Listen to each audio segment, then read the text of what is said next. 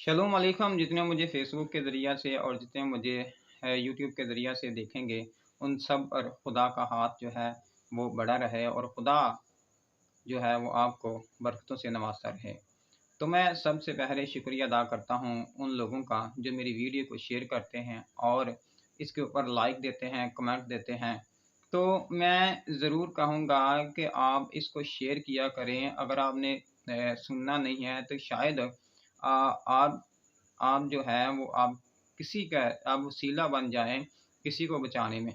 तो आप इसको ज़रूर शेयर किया करें। और आज जिस टॉपिक के ऊपर मैं बात करने वाला हूँ, वो है मुक़द्दस एलिय्याह का। क्योंकि मुक़द्दस एलिय्याह का सिर्फ़ मैं वही बात करूँगा जिसके लिए मैं ये वीडियो बना रहा हूँ।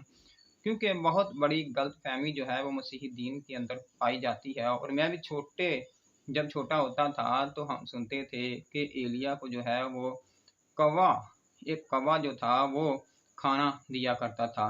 गोश्त और रोटी जो है वो लाया करता था। लेकिन जब मैंने सेमिनरी की और जब मैंने तहकीक की तो मेरे सामने कुछ बातें आईं जिनको मैंने अच्छा और मुनासिब समझा कि मैं आप तक इस बात को पहुँचाऊँ। और वो बातें क्या हैं, चलिए हम पहले उस वाक़या की तरफ बढ़ते हैं जो कि पहला सलातीन उसका 17वां बाब उसकी पहली आयत से मैं इसको रीड करूँगा।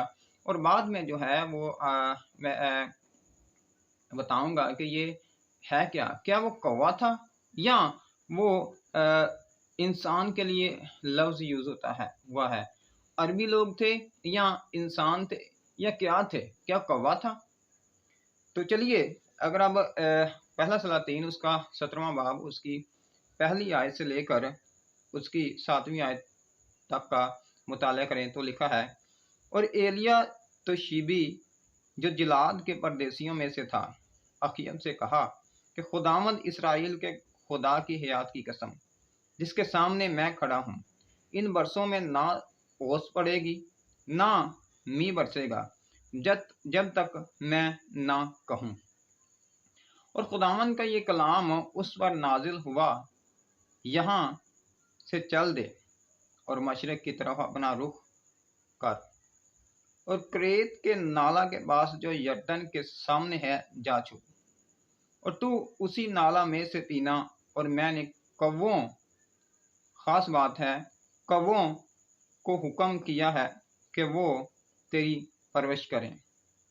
सो उसने जाकर खुदावंद के कलाम के मुताबिक किया, क्योंकि वो गया और क्रेत के नाला के पास जो यरदन के सामने है रहने लगा।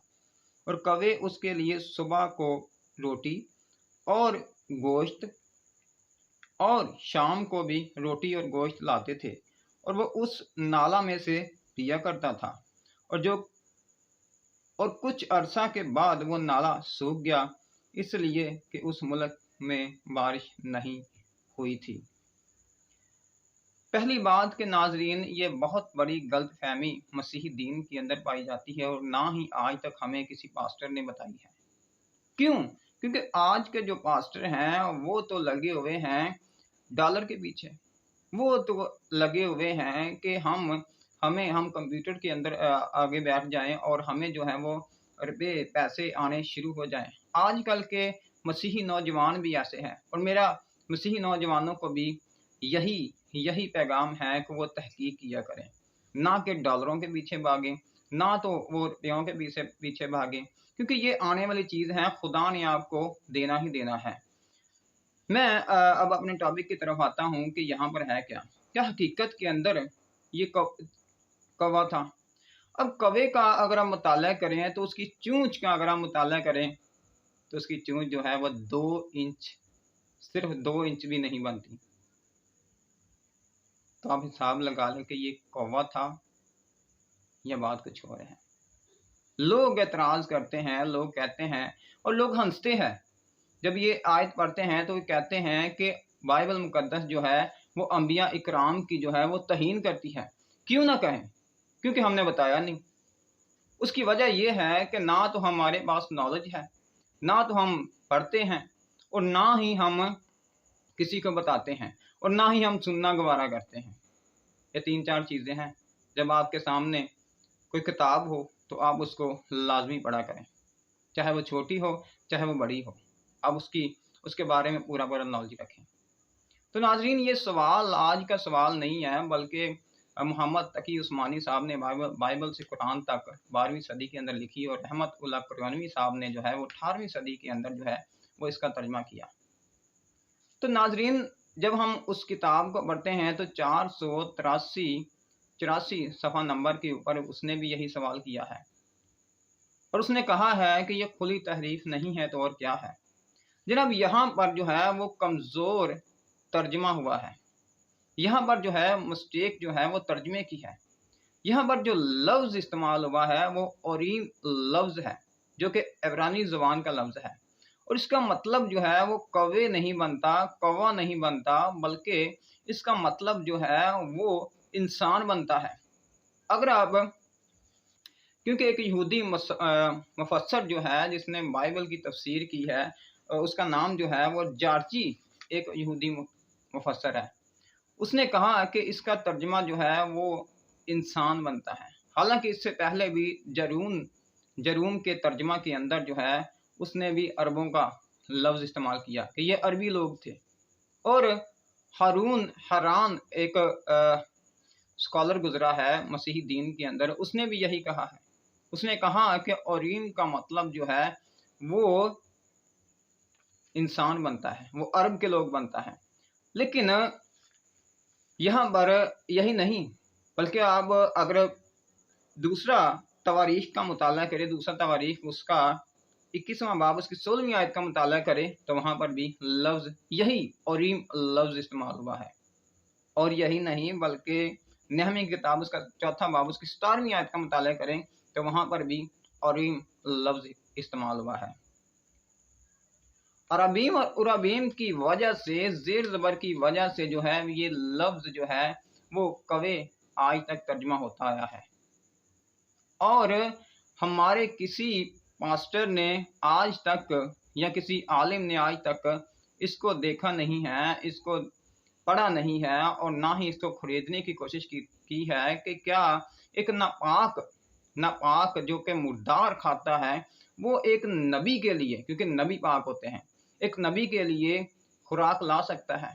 یا اس کی 2 انچ کی جو چونچ ہے، کیا اس کے اندر روٹی اور گوشت آ سکتا ہے؟ اب کتنی پرورش کریں؟ خداوند یسوع مسیح نے اپنی حیات کے اندر فرمایا اور کہا کہ 3.5 سال تک یہ آسمان بند رہا، بارش نہیں ہوئی، اور 3.5 سال تک کیا کوے ہی مہیا کرتے رہے۔ مقدس نوح کے سامنے جو تھا وہ کوا تھا، کوا اور فاختہ۔ کوے کو اس نے بھیجا اور کہا کہ جا زمین کے اوپر جا کر دیکھ کیا، تو اس نے مردار کو چنا، جہاں پر اس کو گند ملا، جہاں پر مردار ملے وہاں پر بیٹھ کر اس نے کھانا شروع کر دیا۔ یہ تو مردار کھانے والا پرندہ ہے، اور کیسے ہو سکتا ہے کہ خدا ایک مردار کھانے والے کو جو ہے وہ استعمال کر سکتا ہے؟ خدا نے اس کو ناپاک قرار دیا ہے، اور یہاں پر لوگ سوال کریں گے کہ خدا جو چاہے وہ کر سکتا ہے۔ جی، میں جانتا ہوں کہ خدا قادری مطلق ہے، خدا سب کچھ کر سکتا ہے، لیکن نبی پاک ہے، اور یہاں پر جو ہے وہ ترجمے کا مسئلہ ہے۔ یہاں پر جو ہے کوے نہیں اس کا ترجمہ بنتا، بلکہ میں نے جروم کی شہادت دی، میں نے حیران کی شہادت دی، میں نے جارجی کی شہادت دی، یہ سب لوگ متفق الرائے ہو کر کہتے ہیں کہ یہاں پر ترجمے کا مسئلہ ہے۔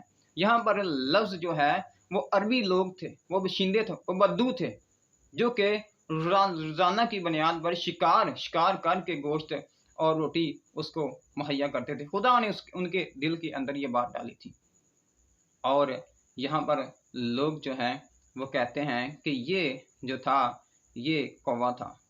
تو ناظرین، یہ کوا نہیں تھا، بلکہ یہ وہ بدوئی لوگ تھے جن کو خدا نے حکم دیا تھا کہ تم نے ایلیے کو پرورش کرنی ہے، اور یہ تقریباً 3 سال تک، 3.5 سال تک یہ سلسلہ جاری رہا۔ بہت ساری میں نے تفاسیر کے اندر پڑھا ہے کہ یہ 1 سال تک تھا، اور یہ 1 سال تک نہیں بلکہ یہ 3.5 سال تک رہا، کیونکہ خدا نے یسوع مسیح نے فرمایا ہے کیونکہ بارش نہیں تھی ہوئی۔ تو ناظرین، اگر میسج اچھا لگے تو اس کا ضرور آپ شیئر کیجئے گا اور لائک کیجئے گا، کمنٹ دیجئے گا اور اس کو لازمی شیئر کیجئے گا۔ خداوند آپ سب کے ساتھ ہو، خداوند آپ سب کو برکت دے۔